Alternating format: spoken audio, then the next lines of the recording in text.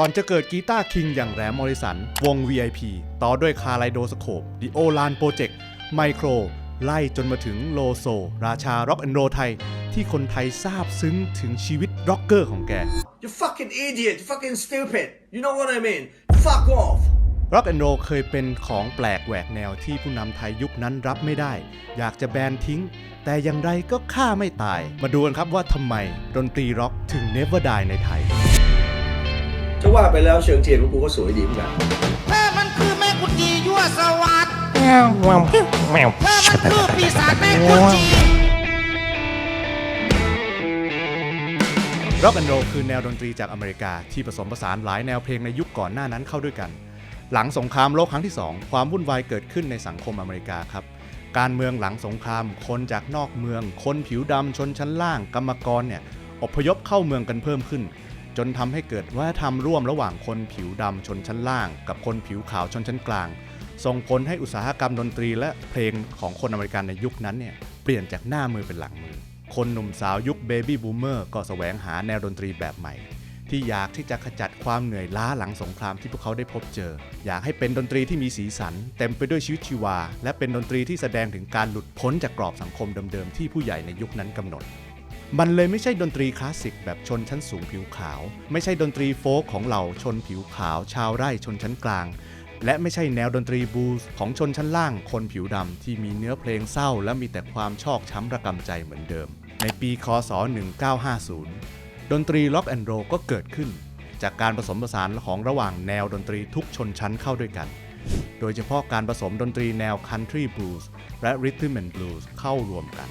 ซึ่งมีต้นกำเนิดมาจากคนผิวดำศิลปินร็อกแอนด์โรลยุคแรกที่ถูกจารึกไว้อาทิเช่นชัค เบอร์รี่ บิล แฮร์รี่ ลิตเติ้ล ริชาร์ด และ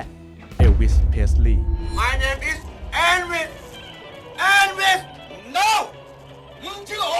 No โอ No โอ No โอ No เอลวิส เพสลีย์ชื่อของคนสุดท้ายนี่แหละครับที่ทำให้ดนตรีแนวร็อกแอนด์โรลได้รับความนิยมสูงสุดทั่วอเมริกาด้วยเสียงเครื่องเป่าจังหวะโยกเยกกีตาร์ที่ดังๆกลองที่รัวเร็วเนื้อเพลงที่พูดตรงไปตรงมาสะท้อนปัญหาและเสียดสีสังคมเสียงดังไม่น่าฟังเนื้อเพลงก็พูดเรื่องเพศอย่างเปิดเผยบวกกับการแต่งกายและทรงผมแปลกๆที่มาพร้อมกับท่าเต้นแบบโยกและคลึงอย่างบ้าคลั่งแบบที่เอลวิสทำนั้นครอบครองใจชายหนุ่มพวกเขาต่างเรียนแบบทั้งการร้องการแต่งกายและทรงผมรวมไปถึงพฤติกรรมการเต้นเด้าใดๆตามที่เอลวิสทำแล้วสาวๆชอบชายหนุ่มเหล่านั้นก็จะทำตามจนกลายเป็นวิถีแบบร็อกแอนด์โรลอิทธิพลร็อกแอนด์โรลที่ว่าก็ไม่ได้มีแค่ในดนตรี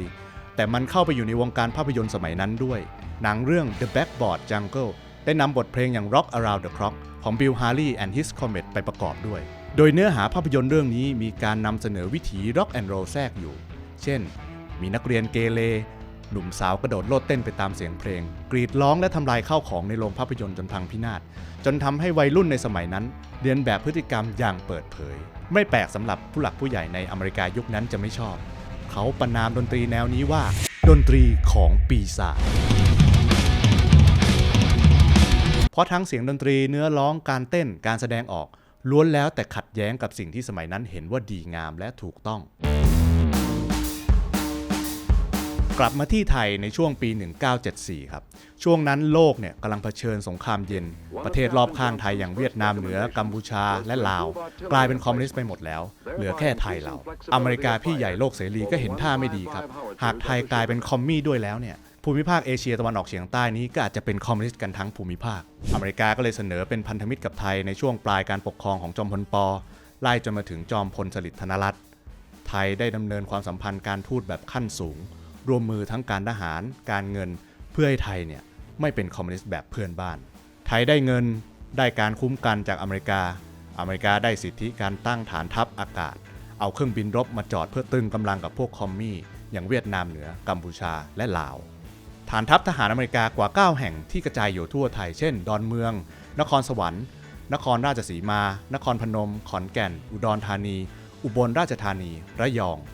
ทั้งหมดนี้นอกจากจะนำมาซึ่งสนามบินที่ได้มาตรฐานระบบสาธารณูปโภคสิ่งอำนวยความสะดวกสำหรับกำลังพลเช่นที่พักอาศัยโรงภาพยนตร์ โรงยิมสนามกีฬาสระว่ายน้ำกำลังพลอเมริกันนอกจากจะพกปืนมารบแล้วเขายังพกเอาเสียงเพลงดนตรีกิจกรรมความบันเทิงต่างๆของบ้านเขามาด้วยทำให้ภายในฐานทัพนั้นน่ะก็เกิดบาร์เหล้าสถานบันเทิงแบบวัฒนธรรมอเมริกันมากมายสังคมไทยตอนนั้นจึงได้เปิดรับซอฟต์พาวเวอร์ของอเมริกันเข้ามาเต็มๆครับและนี่จึงทำให้ดนตรีของปีศาจ Rock and Roll โดยเอลวิส เพสลีย์เริ่มเข้ามาในไทยด้วยส่งผลให้เปลี่ยนแปลงวิถีชีวิตวัยรุ่นของไทยอย่างกูไม่กลับแต่ที่เข้าถึงวัยรุ่นจริงๆคือปลายปีคศ1960ครับกระแสความนิยมคลั่งไคล้เอลวิส เพสลีย์และเพลง Rock and Roll มีมากขึ้นจากภาพยนตร์โดยเฉพาะเหล่าวัยรุ่นเมืองหลวงที่เข้าถึงโรงภาพยนตร์เครื่องเล่นแผ่นเสียงวิทยุโทรทัศน์และสถานบันเทิงได้มากกว่าคนต่างจังหวัดงานเขียนเรื่องประวัติศาสตร์ Rock and Roll ฉบับต้องห้ามเมื่อเอลวิส เพสลีย์จะเกิดแต่จอมพลสฤษดิ์ธนรัตน์สั่งคุมกำเนิดเพลง Rock and Roll ของอิทธิเดช พับเพชรเผยแพร่ที่101ระบุว่านอกจากเพลง Rock and Roll ของเอลวิสแล้วเนี่ยภาพยนตร์ที่เอลวิสแสดงก็เข้าฉายในโรงภาพยนตร์ย่านวังบุรพาต่อเนื่องกันถึง3เรื่องได้แก่ริกขนองหรือ Loving You ต่อเนื่องด้วยหนุ่มเลือดร้อนหรือ Jailhouse Rock และนักร้องนักเลงหรือ King Creole ทั้ง3เรื่องนั้นนะครับมีผลต่อพฤติกรรมวัยรุ่นพระนครเป็นอย่างมากว่ากันว่าเกิดพฤติกรรมเลียนแบบทั้งการแต่งกายทรงผมรวมไปถึงพฤติกรรมที่ผิดแปลกกับสังคมไทยในสมัยนั้นไล่ตั้งแต่ไม่เชื่อฟังพ่อแม่ผู้ปกครองเที่ยวกลางคืนเข้าผับบาร์ฉุดข่มขืนผู้หญิงกินเหล้าเมายาตีรันฟันแทงหนักสุดเนี่ยเอาปืนยิงกันเอาระเบิดมาฆ่ากันจนคนในสมัยนั้นเนี่ยเรียกกลุ่มวัยรุ่นเหล่านี้ว่าจิกโกหรือคนยุคนั้นก็เรียกติดปากกันว่ายุคโกหลังวังแถวนี้แม่งเถื่อนบอกตรงๆนะถ้าไม่แน่จริงอยู่ไม่ได้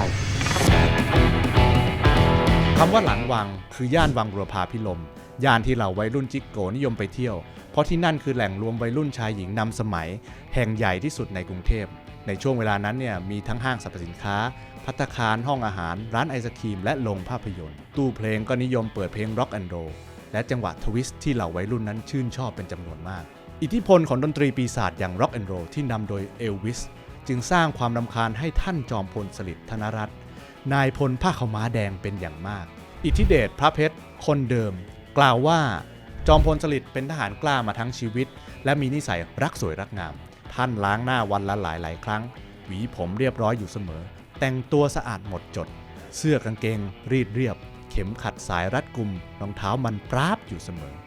ในสายตาของจอมพลสฤษดิ์ที่มีบุคลิกอกผายไหล่ผึ่งแบบชายชาติทหาร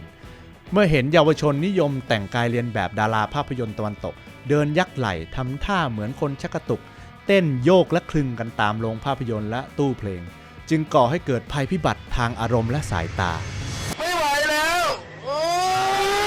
ท่านจอมพลจึงสั่งให้เจ้าหน้าที่ตำรวจระดมกำลังปราบปรามจับกุมวัยรุ่น Rock and Roll กันอย่างหนักทั้งในผับบาร์ร้านเหล้าโรงภาพยนตร์ไล่จนไปถึงตามตู้เพลงต่างๆที่เล่นเพลงนี้ภายใต้คำสั่งให้จังหวะ Rock and Roll เป็นของต้องห้ามเพราะทำลายวัฒนธรรมและประเพณีอันดีงามของชาติการปราบปรามอย่างหนักต่อเนื่องในช่วงปี 1961 และ 1962 เพราะปัญหาวัยรุ่นตีกันได้กลายเป็นประเด็นที่สังคมถูกกล่าวถึงอย่างบ่อยครั้ง